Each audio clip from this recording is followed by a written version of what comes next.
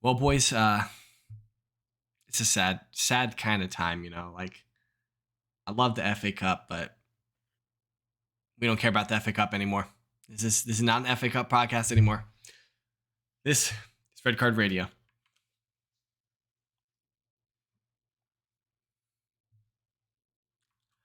Good morning, good evening, good afternoon, whenever you're listening from. Thanks for tuning in. Red Card Radio is a weekly look at the Premier League and I guess the FA Cup occasionally from three friends who support different clubs. My name is James. I support Arsenal. That's Brad. He supports Chelsea. That's Sean. He supports Tottenham. And as you guys can see, as we alluded to yesterday, we're a little bit out of order today. Normally, you guys get this review of matches that have been played before you get the news, but you got the news yesterday. And that's, due to the transfer market closing, the transfer window closing, and all of the shenanigans that ensues with deadline day. We wanted to get that out to you. And so we're not really going to touch too much on transfers or anything like that in this episode. So if you're looking for that, check yesterday's episode. We got you covered there. But what we're going to do, we need to tie a bow on the FA Cup fourth round insofar as we can, because there were quite a few draws this weekend, which means we have quite a few fourth round replays that need to take place in about 7 or 8 days. So that should be pretty exciting.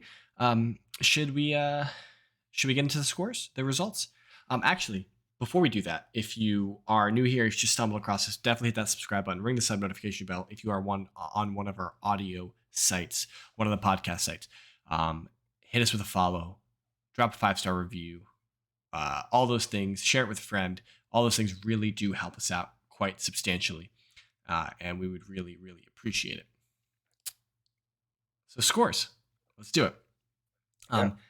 If you are on our, if you're on YouTube, your screen is now pulling up with a nice, beautiful visual of the scores. If you're on the podcast, I'll just read them through for you real quick. The weekend kicked off Friday. Manchester City hosting Arsenal. This was league leaders in the Premier League being hosted by the second place team in the Premier League. Manchester City get the 1-0 victory. I've got thoughts for you on that match. In the Leicester City Walsall match, Leicester City win 1-0. In the Leeds United Accrington Stanley match, Leeds you win 3-1. Sheffield Wednesday in Fleetwood Town ends 1-1. Blackburn Rovers are Cinderella in the Championship, and Birmingham play to a 2-2 draw. Southampton gets over Blackpool. They win 2-1. Ipswich Town and Burnley ends 0-0. Bristol City and West Brom. Bristol City win 3-0. Luton Town and Grimsby Town ends 2-2. Fulham Sunderland ends 1-1. Preston and Tottenham win 3-0. So I don't know how that's going to do for Preston North End's confidence in terms of making sure they 0-0 draw their way into the Championship playoff. But that's going to have to be something that they figure out. Manchester United get the 3-1 victory over Reading. Reading did have a red card in that match. Brighton, for the second time in a couple weeks, it seems like, have beaten Liverpool. Brighton win 2-1, last-minute winner. We will get into that as well. Stoke City wins 3-1 over Stevenage. Wrexham and Sheffield United ends 3-3. A thrilling match. I don't know if you guys have watched that. If not, ESPN rolled out all the bells and whistles for that one. But that was quite a match. Sheffield United got a 94th or 95th minute equalizer to stay alive down. They were already at 10 men.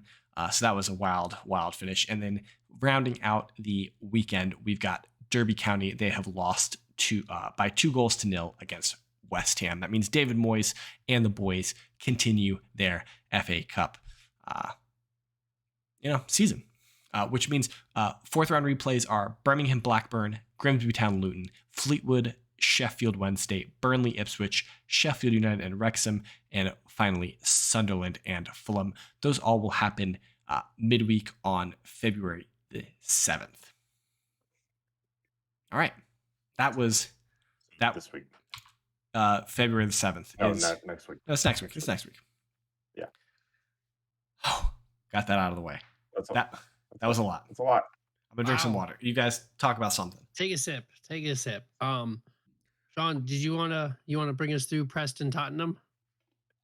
Uh, yeah, there's absolutely not a lot to talk about because that's exactly what we should do to Preston North End. So that concludes my analysis of the round of 64 or 32. It was 32. 16 games, so 32. 32.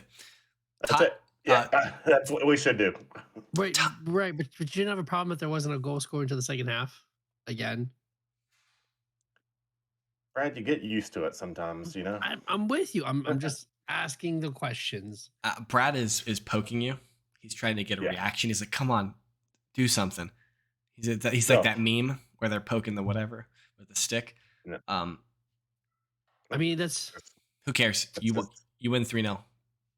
Yeah. And you guys have a really, really nice draw in the next round. You guys have the winner of the Sheffield United Wrexham replay. So away. is it away? Realistically, It's we should, away. yeah. Realistically, we should be into the quarters Yep. fairly easily. So that's nice. Yeah, that's encouraging. If you had your pick, would you rather Sheffield United or Wrexham in the next round? That's a good question because obviously Sheffield are on their way to coming back up, so they're having a really good season. Yeah, they're them and Burnley well ahead. Yeah, the rest of the crew down in the championship. So, um, yeah, you have to decide: do you want the slightly better team, or do you want the slightly worse team, but that comes with all the pomp and circumstance, and I like the momentum. Yeah, they've got a lot of support from a lot of people now. So the one thing I would worst team. I would say that yeah, I don't know. Is there like that'd be a good question for Joel, but like, is there a gulf I think between so. the championship and There's league? championship 5? and non-league. It's non-league. That's why. I mean, Like they're small. They're like 12-team leagues, or there's three Yeah. 12-team leagues, and each winner gets to move up into League Two. Yeah.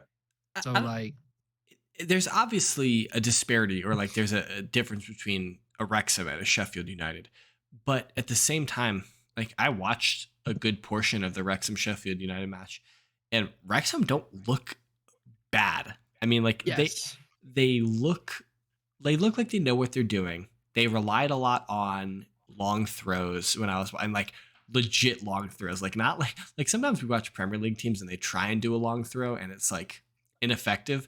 Like this Wrexham long throw is like right onto the penalty spot. It's pretty nice. But like you're gonna get more of that. The field is shambolic. It's not a good field. So like I wonder if Spurs would be better suited to play United just so that you have a better pitch and you don't have to worry about your players getting injured. But that's really the facilities are the difference between non-league and Champo. Listen, I watched the documentary. I saw they put down that field twice, so it can't be that worse. Much worse. I don't know. It looked real chunky when I was watching it. But maybe Daniel Levy will send some grass out there if they because didn't Spurs do that last year with somebody? Didn't they sell somebody a pitch in the middle of the season last year? Or was that somebody else? I was just trying to get the you said sell, so you said sell, so I think you might. I think did we? Maybe I'm just misremembering it. Did we let someone borrow our field? Is that what I'm remembering? I thought that there was a story last year with Spurs and giving somebody like the second, like the backup pitch that you guys have for White Hart Lane. It's like because you guys have like the main pitch, and then I think you have like another set of grass that you have like under the bleachers. It's like under the lights and stuff like that you can like roll out when you need it and stuff like that. So for some reason, I thought that there was some story surrounding that. We have a turf field and a grass field. Maybe that I'm thinking about that. I don't know. Yeah, but turf field said the NFL doesn't tear up our field. Yeah. So NFL plays on the turf. Yeah. I was trying to find the Wrexham roster because I think it's Tozer that does the throw-ins. He's the one that throws it really, really, really far. And he's like, Does that sound right? he was like number 4. Number 4, yeah. Yep, that's him. That's Yeah. him. He's a big Tozer. dude. He's a big dude. Yes. He throws it very far. You could see that on Welcome to Wrexham. But, Yeah. yeah. So yeah, I don't know, that should be a good match. I mean, Wrexham played well. They got they went. I think I forget the context. I think they went down and then scored 2 to go up 2-1, and then United leveled, and then United had a red card, which looked kind of soft, but who are we to judge? And then Wrexham were just pushing for a win, and they get a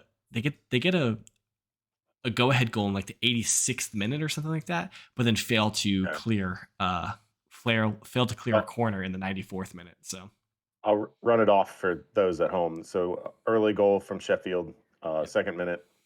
Then Wrexham take the lead 50th and 61st, and then immediate equalizer 65th from Sheffield. Then the red card in the 71st. Paul Mullen takes the lead in the 86th, and then a last gasp extra time 90+5 for the draw. Yeah. Down a man. All right. Let's dig into this Manchester City Arsenal match.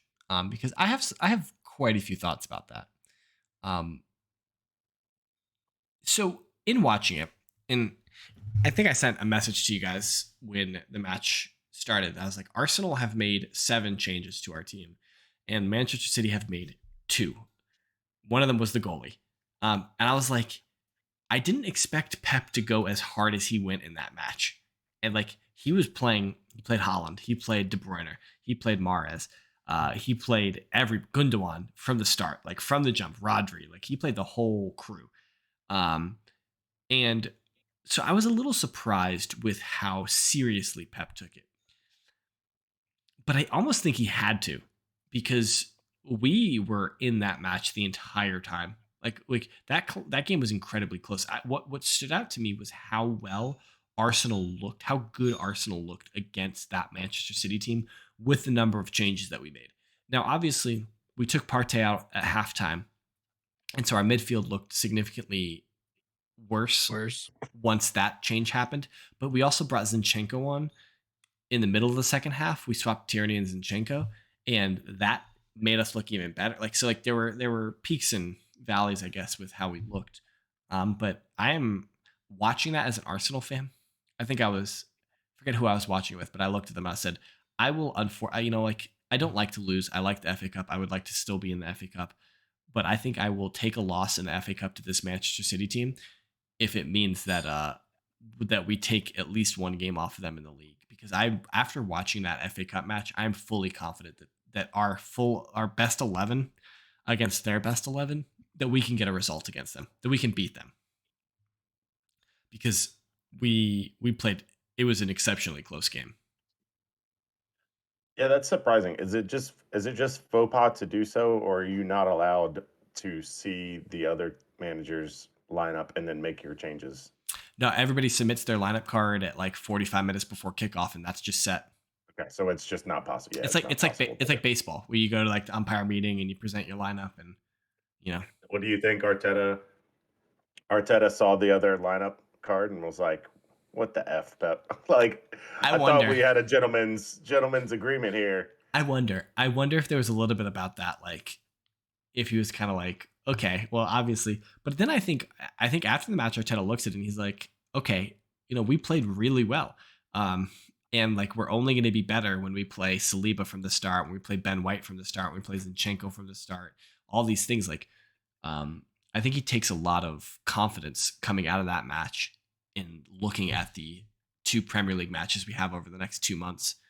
So I don't know. I think it should be interesting. And I mean, obviously, like Arsenal were down in like it was like the 70th minute or whatever when Ake scored. But then Arteta took Saka off and swapped Odegaard on for Saka. And you look at a substitution like that and you're like, I guess Arteta doesn't care that much about this FA Cup, because if you really, really wanted a replay for a chance to advance, he would have left Saka on. Like he would have left Saka on. He would have brought Odegaard on. Like he would have, they would have done more to try and win the game. So I think that it was kind of that he managed the game very well, and he was like, "Look, if you guys can salvage a draw," and we almost did. We had quite a few good opportunities late into the game, but I think overall, disappointing result, but kind of, I guess, I'm okay with it. I'm at peace with it. Now this is the third season in a row that we're out before the fifth round. So we won the FA Cup in 2020, and then in the 2020-2021 season, we were out in the fourth round, same place as we are now. Last year we were out in the third round, and then this year again we're out in the fourth round. So hopefully next year we can, put a little run together. I didn't see who City drew. Maybe I should look at the fifth round draws. Okay, so fifth round draws, just as a heads up. Southampton has the winner of one of the replays, and it doesn't tell me right off the bat. Bristol City and Man City, so that would have been a good draw for Arsenal. Man United West Ham, that's a good one. Stoke Brighton, and then I can't tell the other ones off the top of my head. There's one. Google is really not very good about showing who the potential setups are. I should go somewhere else, but I don't care enough to dig into it. We'll have that in a couple weeks' time at the end of February when the FA Cup returns, and we have a preview of the FA Cup. That's when we will get into it. When Sean's going to lead us through the devastating attack of Wrexham versus Tottenham. I'm here for it, man. I'm here for it. I love it. Did we have any thoughts about this Brighton Liverpool match? Brighton just is Brighton Liverpool's boogeyman. Like Liverpool have won one game in the past 5. Really? It's that many? Yeah, Brighton. Wait a second, 1-7. Sorry, 1-7. Going back November 28th, 2020. Wow. That's a long time. Yeah. Like, wow. That last minute goal was amazing control. I loved every minute of that game. It was a really, really good game. Brighton are playing well, and they didn't have their best available. Casado was out, but they still balled. Lamptey on the right side.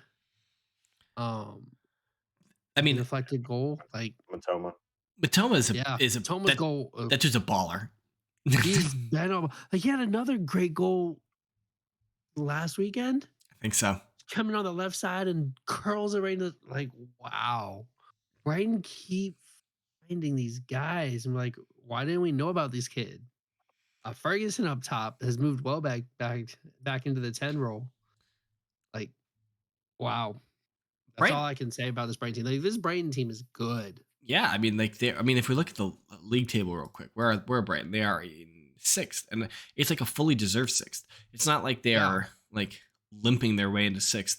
They're 6th and have 2 games in hand on 5th place Tottenham, 1 game in hand on 4th place United. So they win if they win both their games in hand, they would go above Tottenham, and they would be 2 or 5 points behind 4th place, assuming 4th place were to win their their game in hand. But no, I think De Zerbi has them playing very well. We talked about this when Brighton when Chelsea bought Potter essentially from Brighton. Yeah. We were a little concerned about how they would, rebound and how they would look, but De Zerbi has them playing very well. And it's also no nonsense. You've seen this with all of their transfer dealings in January. Again, check our video yesterday about all of the transfer dealings. Brighton were definitely their players were well sought out in this transfer window. Yeah. but like just their attitude towards everything with like, look, if you're gonna go, you're gonna go. If you're gonna stay, you're gonna stay. Um, but De Zerbi is no nonsense, and he gets his team playing really well. And I'm impressed by them. I'm certainly impressed by them. I'm glad we don't have to play them anymore. Just a reminder, of that tweet that correctly pointed out the Trossard leaving for Arsenal doesn't matter to Brighton because they're just going to find a U21 Venezuelan somewhere that we've never heard of. That's going to be fantastic, Exactly. and then just keep it going. And to be fair, I think that Trossard to Arsenal benefits Arsenal. The 21 million that Brighton get for Trossard, for 28-year-old Trossard, benefits Brighton because they're going to reinvest it wisely. Now, I wonder if we all thought that I wonder how much we thought Brighton were incumbent, or how much of Brighton's transfer success, their scouting success, revolved around Graham Potter, and his ability to sign players. I wonder if they just have like a really well established scouting network.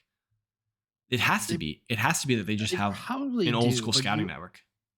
they probably also still have all of the files like from when Potter's team was there. Certainly. Right. And Potter didn't take everybody.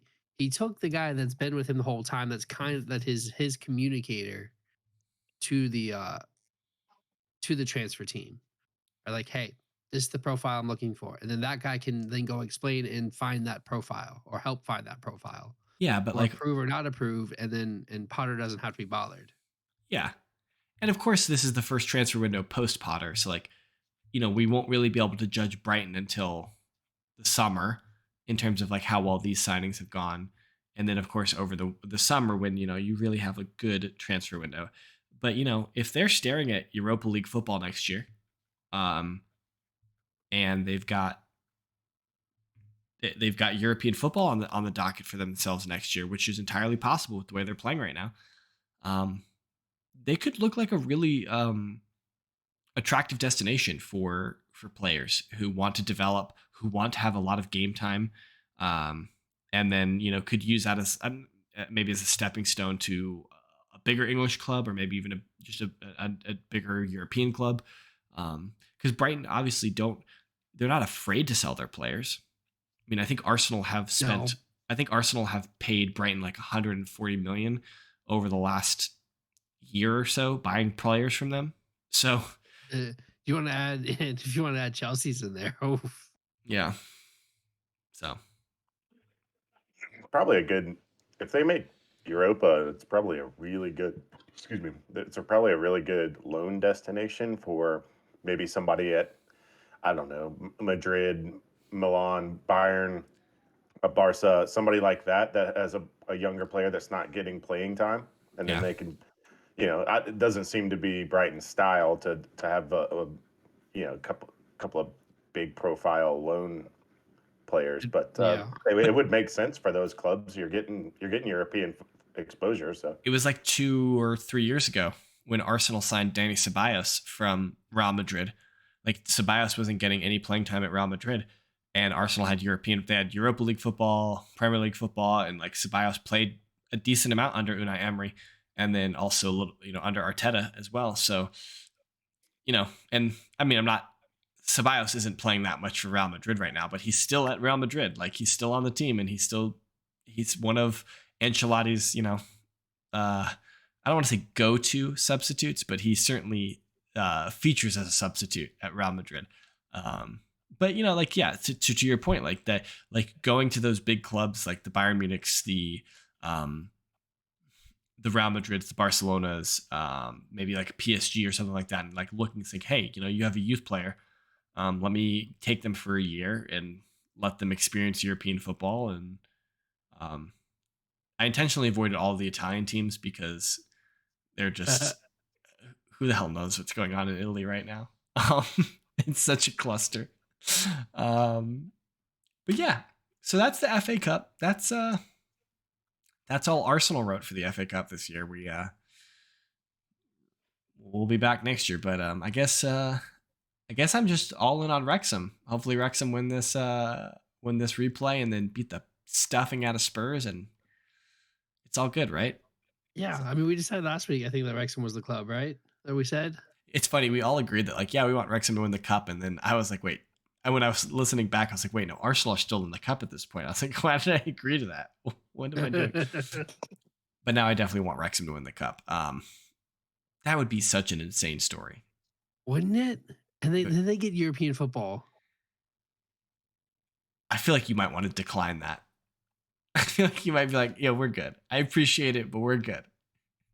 No, you don't decline it because the money. Like, even if you go get smacked, you still go get smacked because you get a big check. Yeah, I guess that's a fair point. Like a Can they Europa League check to Wrexham is probably astronomical compared to a Europa League check Monstrous. to Arsenal. can Yeah. they get that invite? They're not. Yes. They're not. They're not. They're non-league side. I don't know if they can get that invite. I I don't know don't. if you have to be in the I'm not. top four. Well, no. Like if you win the FA Cup, you're technically that's an invitation to, I think, the play-in stage, the playoff stage for the Europa League.